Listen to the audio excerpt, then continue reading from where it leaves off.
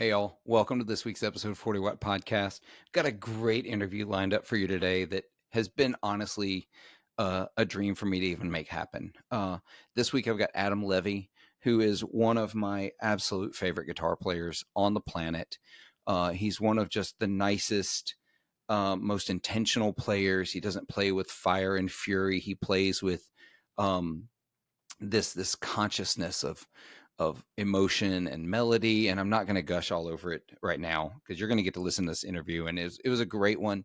We talk about everything from minimalism and gear and structure. We talk about influences. We talk about how we find ourselves in music. It's just a really, really meaningful interview. I love getting to talk to Adam.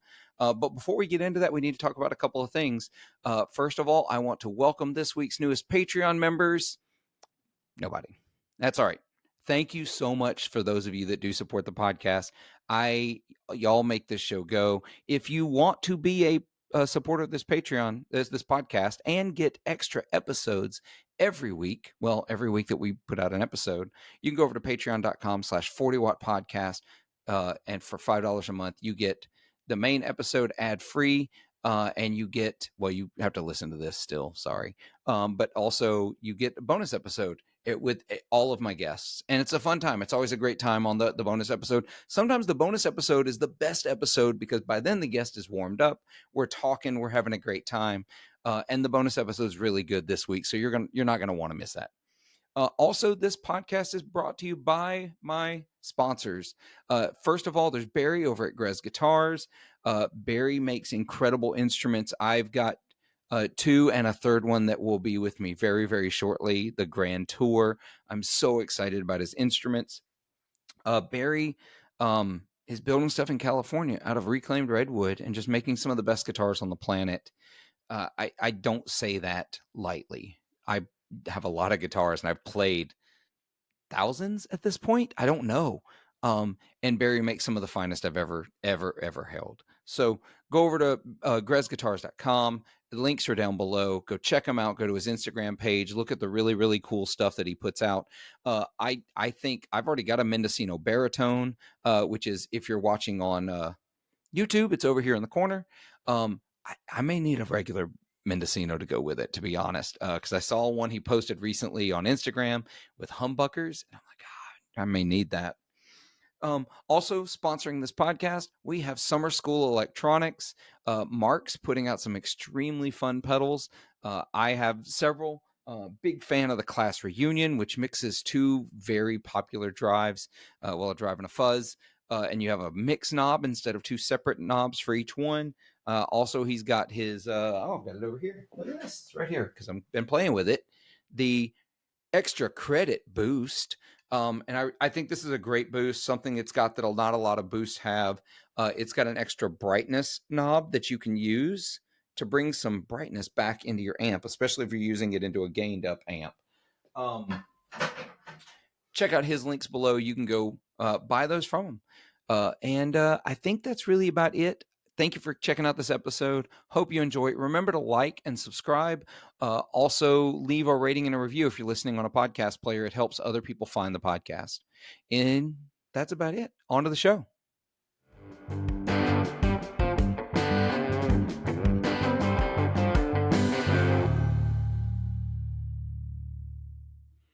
Forty Watters, welcome to a new episode, 40 Watt Podcast. You already know what's going on here because you read the title. You've heard the pre-roll where I talk about all the things. We're going to jump right in here because I'm really excited this week to have someone who I completely embarrassed myself with at Fretboard Summit, gushing all over him because I don't do the starstruck thing well. But when you get to meet someone that you've really looked up to for a long time, sometimes you lose your mind. Some of you have heard the story of when I met Robert Plant and he came to one of my shows. That was nothing. So at Fretboard Summit, I got to meet Adam Levy. Adam, how are you? I'm envious, man. As far as I know, Robert Plant has not come to any of my shows, but yeah, I'm doing good.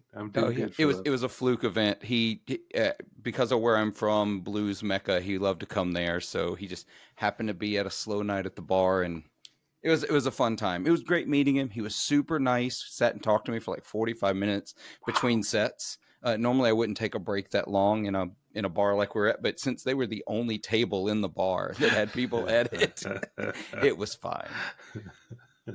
But so yeah, we finally got to meet at Fretboard Summit this year. Mm-hmm. I did unfortunately miss your set Mm. because I went to see Colin Hay. Mm.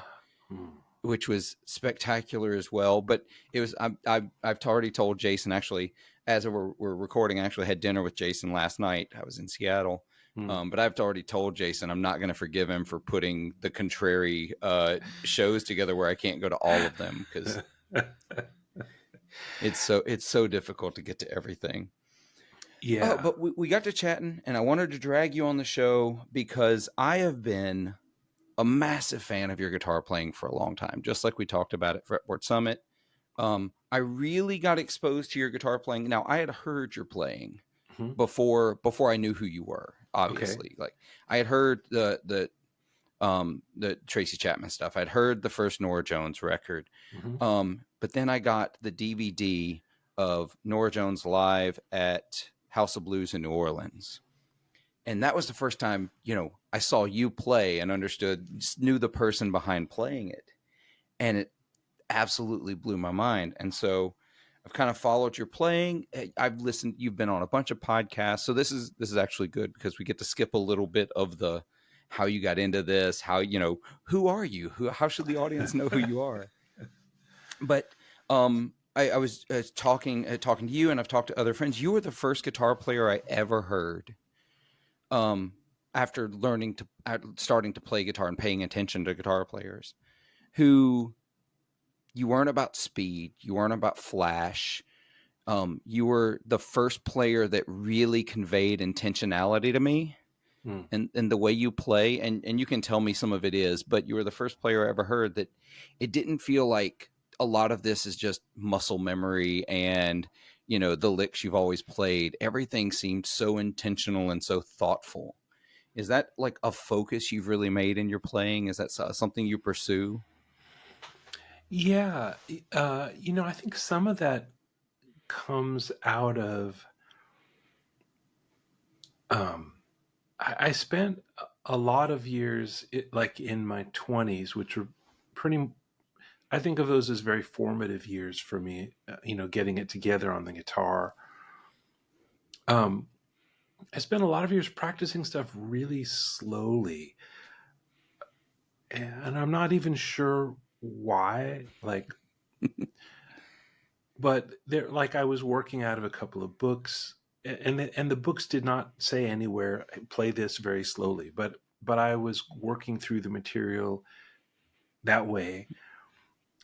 And I mean, when I was young and I was first inspired to pick up the guitar, I was excited by flashier players. Like, I remember being in high school and hearing this Dave Edmunds record, Repeat When Necessary, that has this incredible Albert Lee solo on it. Do you know this Uh-huh. record?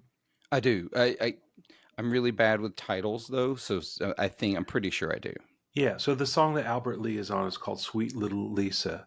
And Yes. Okay. yeah. And I heard this at my local record shop when I was in high school. I walked in and they put it on. And I looked at the cover of the record where Dave Edmunds is on the cover playing a blonde dot neck 335. And I didn't know enough about guitar at that point to know if he was the guy playing that solo, but then there's liner notes. So I've discovered it was Albert Lee. So I heard that. Also, when I was in high school, I got really into the Dixie Dregs with Steve Morse on guitar, who can really blaze. Yeah. Uh, Steve Morse was also an early guitar hero of mine, even though I play nothing at all like Steve Morse. well, that's kind of what I'm leading up to. Is like I happen to come of age. I was born in '66, so in the mid '80s, '86, there guitar is hot. Like I remember I went to see. I got to see Alan Holdsworth play. I grew up in Los Angeles, which is lucky because pretty much a lot of great guitar players already lived there, Right. and the ones who didn't would come through on the regular. So I got to see Eric Johnson and Alan Holdsworth and Steve Morse multiple times, and I saw Scott Henderson and Frank Gambale, and so, and and I was listening, like I said, to Albert Lee on this record, and other kind of hot guitar players. But when I tried to play like that, it didn't make sense to my hands or my brain or any part of my body. When I tried to play like that, I felt like I was trying to like sneak into Superman's closet and just like put the cape on or something, and it really didn't fit me. And I kept trying for a few years to play that way. I took lessons from guys that I would see around LA. There's a guy named Mike Miller, uh, who I took a lesson from, trying to figure out some technical stuff. And uh, okay, so that's like Yeah. where Yeah. I come from. Yeah. It's not like I wasn't surprised that people were trying to play flashy guitar. I was like well aware that there was there were Yeah. many ways to play guitar that were full of that kind of, kinetic excitement. But Yeah. I Because it's couldn't, fun. it is exactly because, they can. Yeah. Really is why. It's fun. And if I could play like that, I probably would. So it's not some kind of so anyway, I'm trying to do all this stuff, and then at the same time, like I got to study with this guy Ted Greene, Uh huh. who was a much more kind of um, he was flashy in a different way. I mean, if you tried to play anything that he was playing, you would realize very quickly that he's a very technical player. Right. But what comes across is more just soulful and intentional. So that probably left an not probably it definitely left an impression on me. And then I just had a number of years after I finished music school where I was lost. I wasn't gigging that much. I was working at a newspaper in San Francisco, not playing a lot of gigs, Yeah. and I just got into practicing a lot, and I really liked practicing slowly. And then it turns out that you kind of are what you practice. So I guess I thought if I practiced slowly, then when I got to the gigs, I'd play faster. But my hands, my hands were like, "No, we like this gear. Let's just hang out here." And Yeah. and so that's my origin story. I was not bit by like a radioactive. Trying to think what's a slow, but yeah, I was bit by a radioactive. Uh, what's a Like bug that crawls very I slowly? can't think of a slow bug. I guess they're all fast in their own way. What would be a slow bug? But it's funny you like all these names you're mentioning. So when I started playing guitar just to relate just a little bit. When I got to started playing guitar, I was 18, so I started late in life Hmm. for most guitar players. Yeah. The average guitar player, they tell a story. Well, I was 6, and yeah, that was not me. I did get a guitar when I was 16, an acoustic like pawn shop beater, and it took me maybe 3 weeks to make my sister angry enough for her to smash it for over something. Who knows what it was, and then I finally started playing at 18. And when I got to college, I started taking lessons from the instructor at the college I was at. And he's a great guitarist. He's actually primarily a bassist, but he's a great guitarist. But he played like his best friend in the world was Sean Lane. And so he was playing bass for Sean Lane, and he'd show me these Sean Lane videos, and then he'd start. That's how I discovered Steve Morse. Actually, that's how I really got into Steve Morse. And Scott Henderson, he'd show me those videos, and Albert Lee, and it was great. And he taught me some of these techniques, and I was never gonna be that speed guy. I discovered pretty quickly my hands can't do that. Now, occasionally, I do the overplaying thing that we all do, and I play some of those built-in like muscle memory licks, playing way too fast, out of time.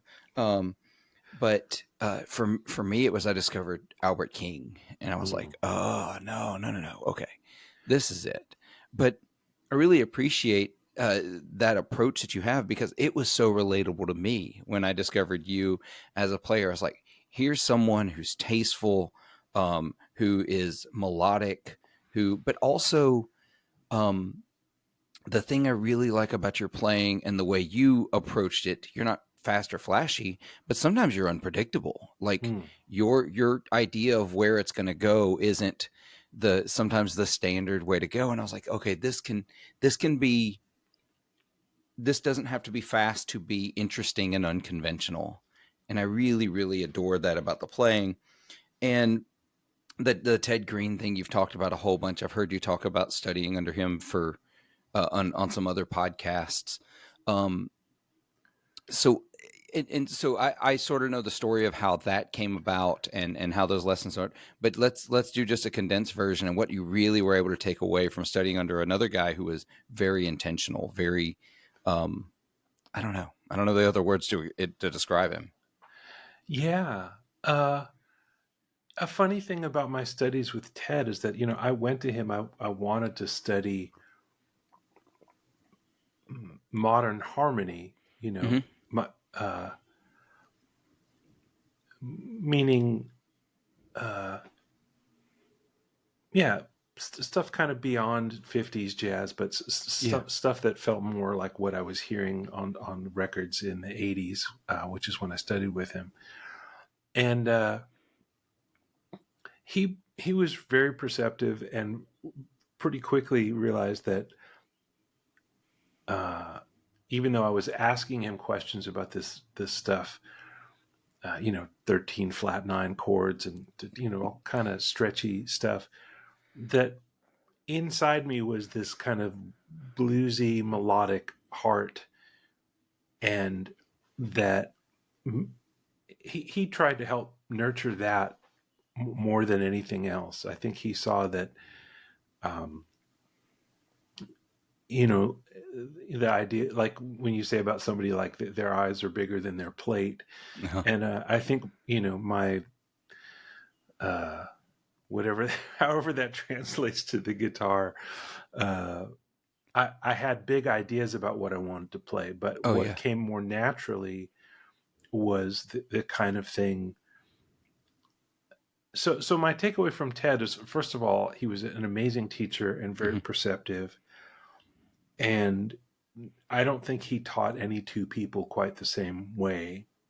He was really gifted in that way. He really could see very clearly, um, where you were and where you were headed, and he could help you kind of engineer yourself towards where you want to go to, and at the same time nurture the stuff that's already there.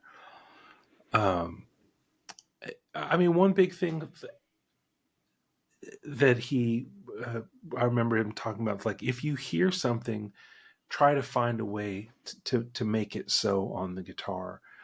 Um, so he would do double stops and these kind of slant finger things where you'd get one note on one string and one fret and another note on another string and another fret. And he would, yeah, double stops, and he'd bring his thumb over, like, and it wasn't meant to be flashy stuff that you would do at a party to show how limber you were, but it was really just like he heard all that stuff, and he only had six strings, and he had very average looking hands. It wouldn't be like you'd look at his hands and go, "Oh, I bet that guy can, really play some wild chords." It wasn't like that at all. But he really encouraged me to follow my imagination rather than trying to just be a walking chord dictionary. I think people thought of him as a walking chord dictionary, and in a way he was. Yeah. I mean, he wrote the book on it. He did. Eh, but I think if you got to know him, and you can see this now, there's so much footage of him on YouTube. I'm really glad that that's there, because I feel like his books don't represent him that well. They're incredible resources, but you could read his books and not get a sense of his personality. And I'm so glad that there's YouTube stuff so people can get a sense of that. But yeah, I think that if that's the one takeaway, and I don't think I've said this before because people have asked me about Ted before, but he really, it would be follow your imagination and play to your strengths, and don't be shot. Some people don't want to play to their strengths for whatever reason. Yeah. And so he really encouraged that. Can I back up to something Yeah, you go said ahead. before? Absolutely.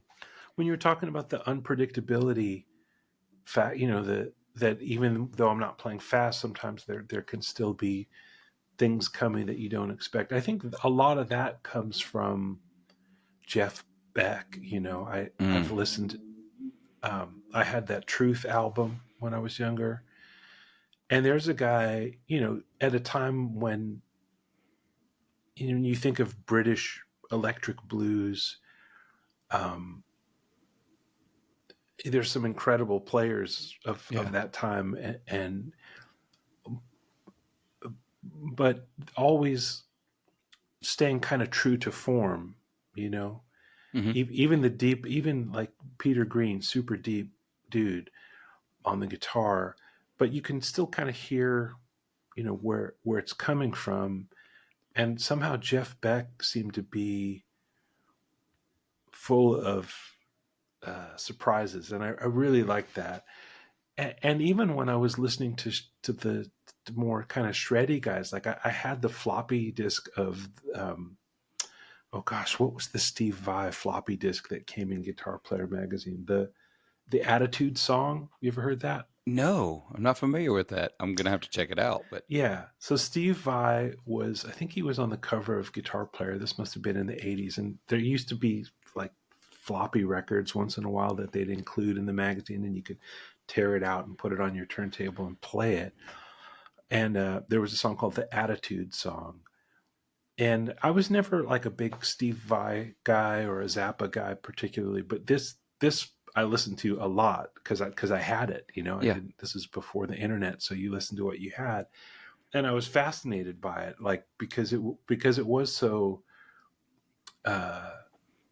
full of unexpected moves, and I love that. I about 8 or 10 years ago, I got to kind of I don't even know what I was doing. I was at a school in San Francisco called the Blue Bear School, and they had Alvin Lee doing a master class, and they asked me to be on stage with him and kind of help be the, I want to say MC, but that's not really the word. Facilitator, maybe. Sure. Yeah. And he was really cool. I didn't know his playing that well, but he showed some things where just by getting out of the first blues box that we all play in, where the root's on the sixth string with your first finger, Right. or the next one where your root's on the fifth string with your first finger, and it's kind of an A minor box. Just by getting into the kind of boxes that we don't explore as much, the kind of, B list boxes. Yeah. It got him to play some different stuff, and Yeah. I thought that was really cool. Now, that's not something that was developmental for me. This was something that was just 8 or 10 years ago after I'd been playing a while. But that really struck me as like, oh, if you want to play blues and not sound like everybody else, you could actually just use one of these other boxes where you don't have those licks, but it's still pentatonic, and you still have some muscle memory, but you don't have. Anyway, yeah, I've always been intrigued by, because I grew up listening to comedy records, so I think that that's a part of it too. Yeah, I think it's a really good point, because when and when I've taught lessons or when I've taken lessons, whether it's in person or I do things like a sponsor of the show True Fire, which you have some courses with True Fire. I do. Um, Love them. uh, you learn, like, when you want to play BB King licks, he used a very particular version of the pentatonic position. He didn't play in that first position that we all learned, that first root on the sixth string. He used, and it was very major focused a lot of the times. And then if you wanted to do Albert King, stay in the King family there. Mm-hmm. That's a very different approach too. And you learn that a lot of their voice came from just being willing to not always be in that box that every guitar player learns. One of my favorite positions to play in is, and I'm really bad at the terminology. I used to be much better at it back when I taught lessons, and Mm-hmm. and that's been 12 years ago now, at least, since I've taught a lesson. It's the position, I'm going to say deeper in notes, up the neck, if you want to, towards the nut, beyond that, that position we all know. So it's that where it's, you don't have the double stops that line up cleanly on the G, B, and E string. Mm-hmm. And so you don't get that to really fall back on a little bit. So you've got a different spacing there. Yeah. It really makes you think about what you're playing a little differently, because it's really easy to go into that Chuck Berry thing in Right. that, that first position pentatonic we all know. You go back, suddenly you don't have those licks to fall onto, and you've got to do something a little different and phrase it a little more creatively. Yeah. Yeah. So Exactly. it's interesting you mentioned Jeff Beck too, because so when I first started playing guitar, I wasn't really into guitar players. I was playing guitar, but I was playing guitar because I liked songs and I liked songwriters. Hmm. But eventually I started picking up, it became a thing. I was playing with a bunch of people all strumming acoustic guitars, and we were all trying to figure out what to do between verses. And so somebody has to start doing something. And eventually that became me. And so I started to pick it up. Huh. And people would ask that question, who's your favorite guitar player? And I'm like, I don't know, Bob Dylan. Because but eventually, you have to have somebody, right? Yeah. And so Yeah. it started out as Steve Morse for a little while there, even though I couldn't play anything like him. But then I did discover Jeff Beck, and Jeff Beck became that guy for me. And easily the best compliment I ever received while after a show. It's a bar show, nothing crazy here. 150 people max. But a friend of mine who was a stellar musician himself walked up to me after the show and said, sometimes you really, really remind me of Jeff Beck, and this like chaos on the fringe of falling apart sometimes, but it doesn't, at least usually. And to this day, I will never live up to that compliment, but that meant the world to me when he said that. Those kinds of approaches. Oh man. Yes. Yeah. If somebody ever said that to me, I would never forget it. This podcast is supported in part by Stringjoy Strings. I'm a snob, at least that's what people tell me. I'm never okay with good enough, and that's where Stringjoy Strings come in. They're better than good enough. They're the best. Stringjoy are making some of the finest strings available today right up the road from me in Nashville, Tennessee. They offer custom sets, balanced tension, coated strings, the works. If you need it, they can probably make it happen. You should be using Stringjoy Strings, and if you're going to order from them, you really could help this podcast out by clicking the affiliate link down in the description or show notes below. You get amazing strings, I get a little bit of that back to help the show keep going. It's a win-win situation. Get your Stringjoy Strings today. So, and I think we'll go back to something you said that I think is really, really interesting, and I'd love to get your take on it. You said in the pre-internet days, you listened to what you had. Mm-hmm. And I think that's really, really interesting, especially in today. I'm in my 40s now. And so I can remember the age before the internet when I had the CDs and the tapes and even records that I had. And to go buy a CD that was an investment for, 15-year-old that didn't have very much money. Sure. $16 was whatever it was at the time.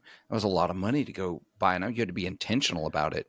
Yeah. You'd go through the record store and spend 30 minutes trying to decide, what am I taking home? Because I can only take one. Mm-hmm. And this younger generation, not to bemoan them because they're amazing, but they have all of it available all the time. Yeah. And someone on another podcast, and I can't remember who it was, but they were talking about, it may have actually been Rhett talking. Now that I remember, I think it was Rhett talking to one of his instructors from the school he went to.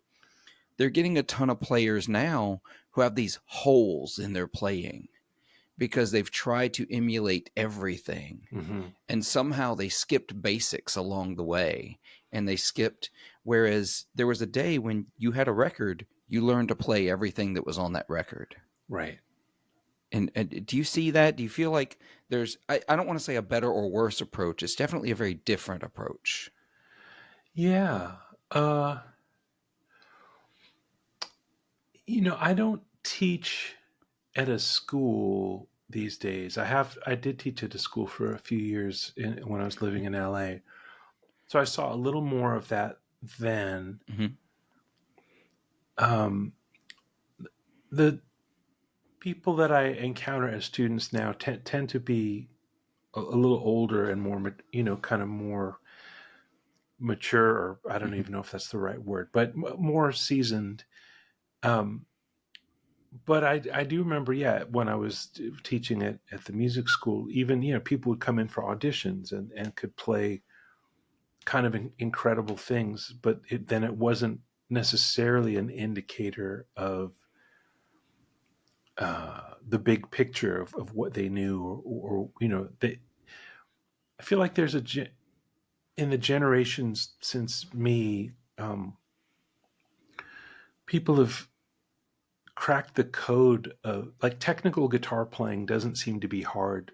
I was talking Yeah. earlier about how when I was 16 and listening to, Steve Morse and Alan Holdsworth and Eric Johnson, that stuff just seemed impossible to me. I couldn't imagine how anybody could play. And I think there's a lot of young players now who have that kind of facility, even in high school.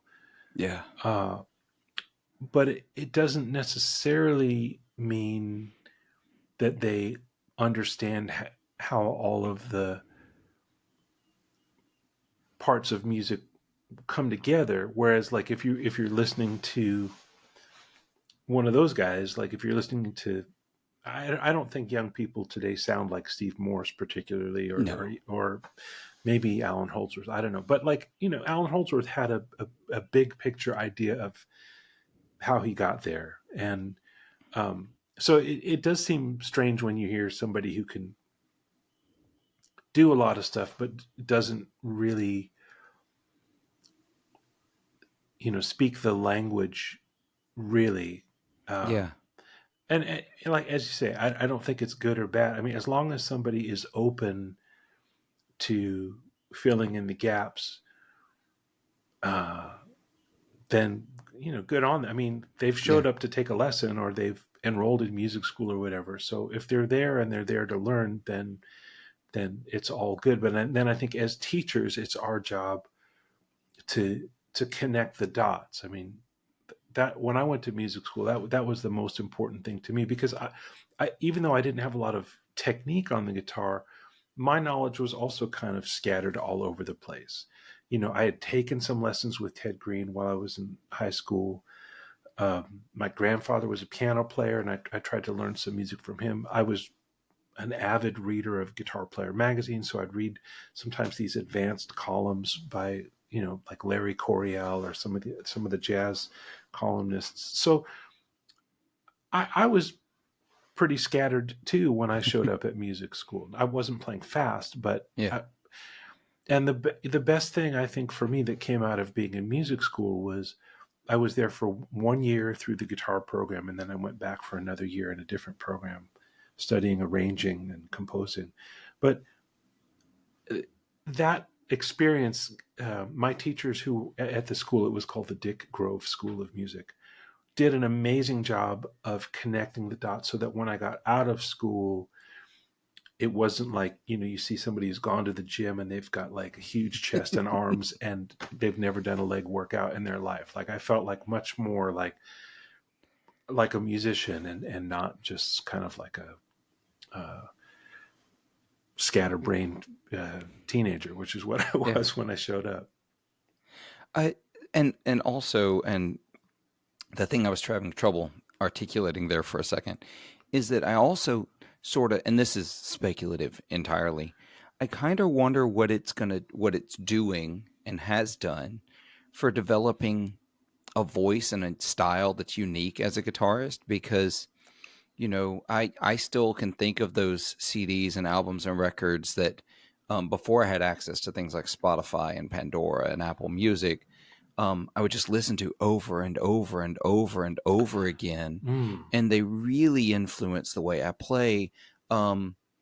Discovering BB King live at the Regal was massive for Oh me, yeah. in the same way that discovering uh, the Black Crowes Southern Harmony and Musical Companion was massive for me. I devoured those records. Now I listen to a record once, think, oh, that was great, and then I'm moving on to another record. It's not all that common that I listen to albums a second or third time through. And I know that I'm still an album guy. There's people listening to a track and never, maybe a couple of times and then moving on. I wonder what that's doing to like the collective developing of voices as a musician. It's a really good question. And I, I think only time will tell. Uh, I like to think of myself as an album guy, but Mm-hmm. I know it's hard to patiently you know work through a whole album, especially a new album, Yeah. uh, and then come back to it, the way that we used to. Um,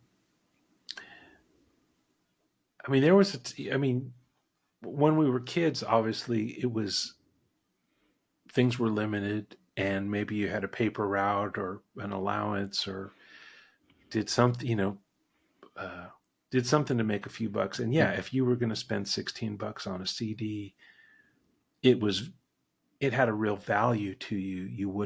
Um, you wouldn't waste it or squander it, and that stayed with me for way beyond my teenage years. Like this period that I mentioned when I was in my 20s and all this slow practice I was doing. At that time, I had this steady Sunday brunch gig. I was living in Albany, California, which is just Mm-hmm. north of Berkeley. And just north of Albany is a town called El Cerrito, which has this great record store that amazingly is still there. This is 30 years ago. Oh, that's awesome. And I would play this brunch gig and play for tips, really. Like the owner of the restaurant, I think, paid me $10 and breakfast to play there. And whatever was in the tip jar at the end of my 3 hour gig, I would go to the record store and buy stuff at this record store, Down Home Records. And it was all kinds of stuff. They had blues, they had a lot of world music, a lot of really interesting records. And so every week, almost without fail, I would go there and buy whatever I could get with my 20 or 30 or $40 from the tip jar. And yeah, I listened to those records like crazy because uh, I had earned them, one tip at a time. Like those records, I earned them. Yeah. And I bought It, them and I chose them. And sometimes it was stuff that I knew. Sometimes it would be stuff that the guy at the front counter would recommend because saw me so much and he knew what I was mm-hmm. chasing. And sometimes the cover would just look interesting or whatever. Yeah. And so, Did you ever have that moment where you get one and and I have a couple that did this for me, but you get one, you get home, you listen to it, and you realize I don't like this at all. I just do yeah, not like this. Yeah, I had sure. my instructor when I was studying. I really, when I first started, I really wanted to get into some of that jazz and progressive jazz, and whatever you call whatever Alan Holdsworth does. I thought I wanted to get into that, and don't get me wrong, in another universe, I would have. That was before I really deep dove into blues, and um. But he was like, okay, you need to get. He was like recommending people to me. He was like, you should get into Pat Metheny, Mm, and he was not wrong. That was a great suggestion. yeah. Unfortunately, I lived in the Mississippi Delta, and there weren't exactly a ton of record stores. And I remember we had an On Cue Music, um, or I'm sorry, it was just On Cue, and they had a record section. They also carried like those '90s Silvertone guitars and Dan Electro pedals, the little Food Series pedals and stuff like that. Wow. And so I went in there, and on the used rack, nothing new. They had nothing by Pat Metheny on the new rack, but somebody had traded in or sold in the Pat Metheny record, "Zero Tolerance for Silence." So I bought that record. And that was your first experience with Pat? That was my first experience with Pat Metheny. Wow. It was not the most positive experience with Pat Metheny. Listeners, I'll try to remember to leave a link down below for some YouTube clips of that record. You can listen to it and figure out if that would have been a great first experience for you, um, for Pat Metheny. But I, I don't know where I was going, except that you buy a record, you invest in it a little bit, and then if it's not what you hoped, I've also done that where I bought a record, didn't like it, but I gave it another shot down the road because I owned it, because I Mhm. had it, Yeah. and I felt like I should, and then turned out I loved that record. I just didn't catch me at the right point in my life, and so you don't get that now. You listen to a record you pull it up on Spotify. If you don't like it, you move on, and you almost never come back. Right. Yeah. Even beyond my own record collect, like when I was a kid, before I even really had a lot of records, I would just go to the library. And again, there's a limited number of records. I mean, Yeah. you could, most libraries, you could, work your way through the whole collection of LPs, and really get to know it. Um, so, I mean, I don't know. Like you said, I mean, I don't want to say better or worse, or these poor kids are cursed or whatever. I mean, they're going to find stuff that we would never find. But Yeah. for my own development, I think having limited access turned out to be uh, just right for me. Yeah. It made me. Uh, well, this is kind of relates back to Ted Greene.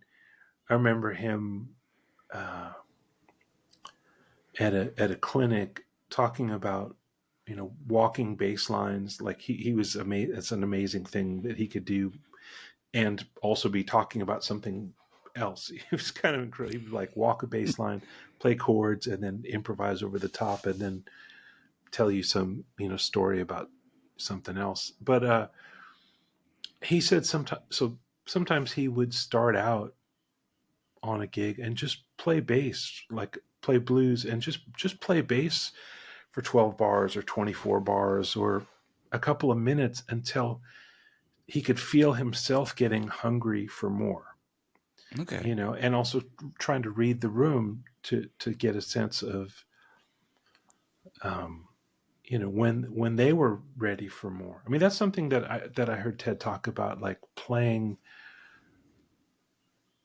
He didn't really play like in bars like you're talking about, at least not Yeah. in the time that I knew him, but he would play wedding receptions and stuff like that. And he was kind of like a human DJ. Like he really liked to read the room and also see if he could kind of move the energy of the room one way or the other. And he talked about that stuff. I remember, regularly about those experiences for him. To him, those were the gigs. Like Yeah. though playing weddings wasn't a side hustle. Like but he was teaching, and then he would also play wedding gigs or private parties. So that was his experience of gigs. It wasn't being on stage or whatever. It was being in a room while people are doing other stuff, but being part of it in a way. Uh, but anyway, he would talk about just playing bass for a while until he got hungry for more.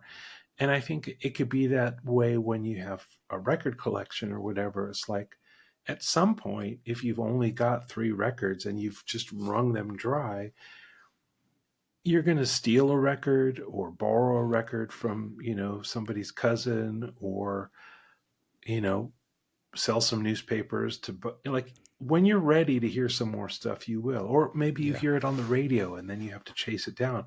What was that? You call the radio Yeah. station to try to figure out what it was. Um, I found that for me that was a good motivator.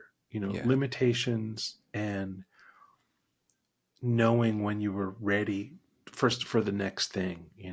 And I don't.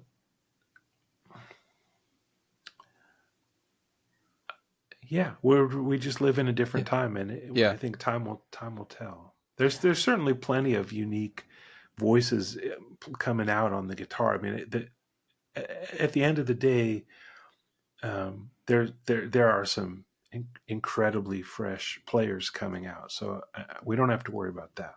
Yeah. No. I so a couple of things in there. I think talking about the limitations, that was something that I really think, and I think we're in an age now where, because everything's available, people have to sort of voluntarily impose limitations on themselves to get that kind of growth, to get that kind of development.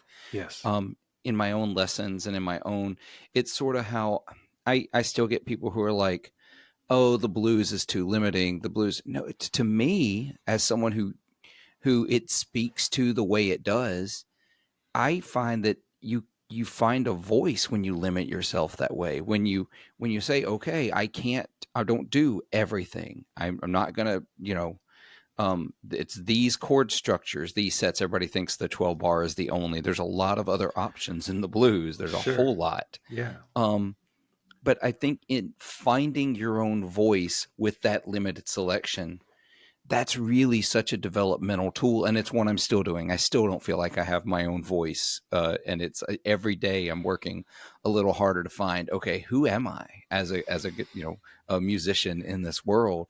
But I really do think limitation is the real trick to figure, whether that means you limit yourself, um, uh, whether you limit yourself by the notes you choose, the chords you play, the structures you play through, but also I think in a day and age where, I've got this stupid number of guitars, you limit yourself on your tonal choices a little bit. And I'm remembering, I definitely wanted to ask you about this because you've talked about it on other podcasts, and you're kind of a minimalist when it comes to this. You don't own a bajillion guitars and amps and stuff like that. You have some instruments you've stuck with through the years, and those instruments and those sounds. Is that a conscious decision, or did you just not appeal to you in that way? Well, at the time that it would have appealed to me, I didn't, like, through my 20s, I just didn't have the resources Hmm. to collect guitars. I was playing $10. I was playing for $10 and brunch, and then instead of saving all my money, I was, playing, vinyl roulette every week with my earnings. Uh, so, but that was at the time when I probably would have been more keen to experiment and try a lot of different things, but I just didn't have the resources. The guitar Hmm.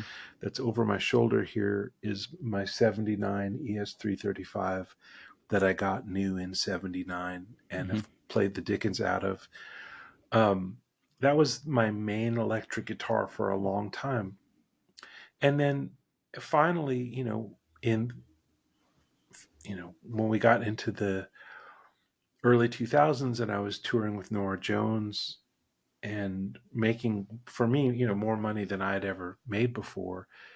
I bought a few guitars, but I never was into collecting, because by that time I had already put so many hours into that one 335. And I mean, for many years my rig was that guitar and a 64 or 65 deluxe reverb. I can't remember, but classic thing. I didn't use a lot of pedals. um, in in 94, 95 or whatever, when I was listening to a lot of Bill Frisell, I did try to figure out how to get, I was using a volume pedal Uh-huh. and a Digitech delay pedal, and I got an overdrive pedal. But um, I really, I liked I guess I always kind of liked, I call it like bare knuckle boxing or something. It's just like, not that I know anything about pugilism at all. I was about to say, you didn't really come across to me as a brawler, but um, thumb wrestling is about as far as I go in that. But I always admired players who just played the guitar. hmm Uh, I only got to see Jeff Beck play a couple of times, but it was pretty straight ahead. It was like Strat into a Marshall, and he got all kinds of sounds out of that. And um, I do like more complicated sounds too, but yeah, for me, it's always felt more natural to spend more time with less gear and get to know it. So my 335 back here, of course, I have another 335 that I bought 20 years ago. That's a 64, and I've played that a lot. Both hmm of those guitars, um, you could blindfold me and put me in a room with 50 similar guitars, and I bet you I could pick out my guitars. Yeah, Uh, it's there's something about getting to know an instrument that strongly. I have a ton of guitars now, but most of this came about because I wasn't gigging, and it was a neuroses as more than anything. When I was gigging for a living, I talk about this on the podcast a lot. I owned two guitars hmm, for 10 years, and that's what I played.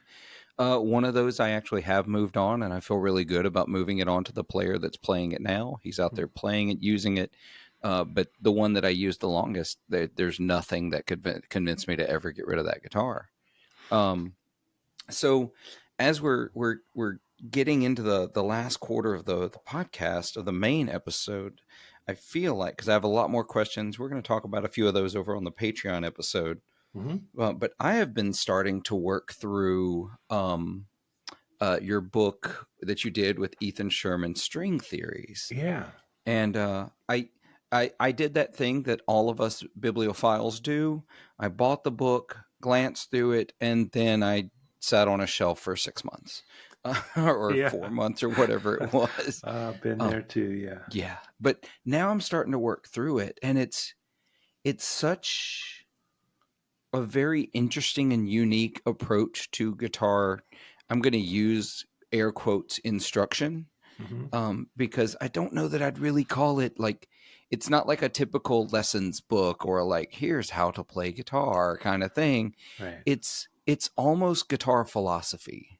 Hmm. Um, yes, there are some structured, like you should do this, you should do these things, do it this way, try it this way. I was going through the section on, you know, take some chords, start playing them in order, go through the circle of fifths, be able to do it all in every key, that kind of thing. Hmm. But then there's all these little fun interjections around the guitar philosophy and the way you approach it. What was it like writing a book like this? Did you have to really did you have to really actually do some introspection and like, no, what do I think about this? Or did it come pretty naturally? It came pretty naturally. Um, there.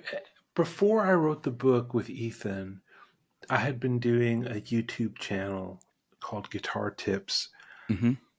And for me, the Guitar Tips YouTube channel was kind of that way too. I very rarely uh, taught songs like, hey, here's how to play this song. I wasn't trying to be Marty Music. And I wasn't even really trying to show licks. Like the idea when I started the YouTube channel, Guitar Tips, was either philosophical stuff or just really sensible, um, simple things, like, I don't know, don't put you like leave your guitar out. Don't put it in the case overnight because the next day you're more likely to play it if it's Mm-hmm. just ready to go. Which I think I got that from hearing Jim Campolongo say it. Uh, so just really simple things like that, or it's so I started with that and then got into more philosophical stuff and really wanted to share the things that I had learned from a life in music. When I started that channel, I was already, um, I don't know, somewhere in my 40s or something. I Mm-hmm. don't remember exactly. And I thought there's plenty of people who will tell you how to play a scale or, what the correct picking technique is or how to do stuff right. And I know the teachers that I had that I learned the most from, including Ted, never were trying to like drill it into me like there is one way to do it and Right. you need to just go home and play it that way 10,000 times until you can. Like they were much always more about curiosity and the things that they learned that aren't in a music book. Like my friend Glenn Pacha is a great piano player, and he told me that he saw a master class with I want to say it was Jackie McLean. I'm blanking, but a very masterful uh, older musician, and young Glenn asked him, what would you tell a young musician? And he told him, people don't remember what they heard; they remember how it made them feel. Yeah. So I wanted to write a book that had more of that stuff in it. I figure there's already plenty of books that tell you where to put your fingers and how to hold your pick and stuff like that. Yeah.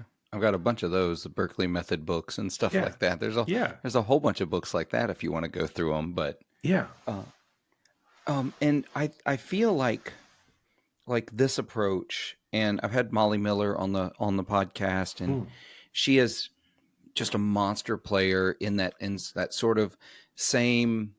Actually, there's a lot of similarities there. There's this very cultured, very intentional, um, especially with the respect to the jazz roots and influence. But she's also playing pop music, and she's playing, but she talked about a gig that she had that was so important to her, and it was a restaurant gig similar to your brunch gigs, and she Yeah, felt like that was where she learned to be a musician, was yeah. playing those. And I hear you talk about this brunch gig, I sort of get the same vibe. And that's what comes across in a book like String Theories is here's the lessons I learned playing 3-hour gigs to people trying to eat their breakfast. Um, you know, Hmm. how to move people a little bit and not just be music to be ignored by. Yeah, exactly. Yeah, that's exactly right. Awesome. Well, Adam, I've got so many more questions. We're going to go over some stuff over on Patreon. I'm going to get into, I really want to hear a little more about how you went from these very obvious, like jazz and progressive, like uh, ambitions to playing, pop music, top songs on the radio. There's some really interesting stories there. But I've started asking a closing question on the standard podcast, similar to my friend Blake over at the Tone Mob, Mm-hmm. because I steal everything from Blake. So I've started as a final question, and maybe I'll add another one eventually, but it's a fun one, I think, anyway. That's totally non-music related. What's your favorite cocktail or mocktail if you're not a drinker? Oh, wow. Um, so I'm taking a dry year, so I Sure. haven't had any booze since last Christmas. But for a little, and now I'm going to really embarrass myself because the drink that I was really enjoying, it's been almost a year now, and I can't tell you what's in it. Okay. But it's an old school cocktail, and it's called The Last Word. Oh, So people can look that up if they don't know what it is. yeah. Well, I will pull that up because I have made those before back in my bartending days, Uh huh. but that is long enough ago. I don't remember. I think it's a gin drink. That sounds right. Oh, there it is. So, gin. So, listeners, if you want to make this yourself, here is a recipe for one. I'm sure some people have done some slight variations thereon, Mm-hmm. but it is a 3/4 ounce gin, 3/4 ounce green chartreuse, Mm. 3/4 ounce maraschino liqueur, and then 3/4 ounce lime juice, freshly squeezed, as if we ever did that in the bar I worked in. It was out of a bottle, um, and garnish with a brandied cherry. If you're fancy, y'all, a regular cherry will work. Man, that sounds So so good right there. does, doesn't it? So Yeah. I'm not much of a gin drinker, but I may have to try that at some point. I Oh don't think I yeah. ever drank one other than mixing them, the straw test to make sure it was Yeah, close I know enough. that move, yeah. Yeah, yeah, just to make sure it's close enough. Um, awesome. Well, Adam, we're gonna head over to Patreon. Thank you so much for coming on the show, hanging out, and chatting all things guitar. My pleasure, Philip. Thanks for having me. Of course. And listeners, y'all know the drill. Make sure to click all the links below. There's going to be tons of ways you can find Adam on the internet. There's a bunch of them. I'm going to put as many of them as I can find and get them over to you. Be sure to go if you want to hear the rest of this episode. Well, the Patreon portion, you can go over to patreon.com/40watt podcast. $5 a month gets you a bonus episode every time I put out an episode. Make sure if you're listening to this on your podcast player, go over to YouTube. Click a subscribe and a like over there because this is over there. If you're over on YouTube, do the same on the podcast itself on the audio player. Rate, review, like, subscribe, all those things, please. They actually do help. And in the meantime, though, and if you're not going to go over to Patreon and hang out with us, that's totally okay. Hope to see you on the next episode. And in the meantime, be good to yourselves, be kind to each other, and make some noise.